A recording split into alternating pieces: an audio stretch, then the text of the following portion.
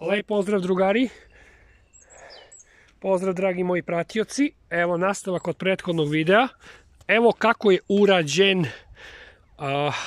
urađena figura, napravljeno jedno, da kažem, podnožje ili jedan ukop, bolje da se tako kaže ukop, za paljenje raznoraznog smeća, da se tako izrazim.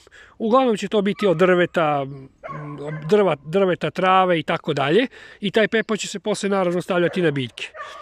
Evo, gledajte kako je to urađeno.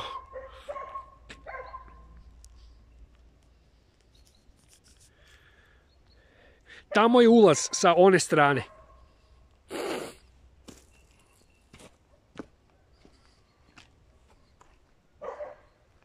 Evo odavde. Različiti su nagibi ovde i onda sam morao i uradio sam, nivelisao sam površinu koliko god mogu. Evo.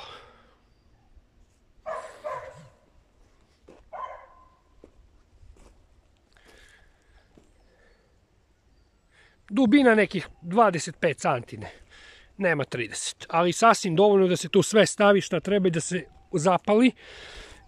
Opet vodi se računa, ovde su voćke, da ništa ne oštetimo i tako.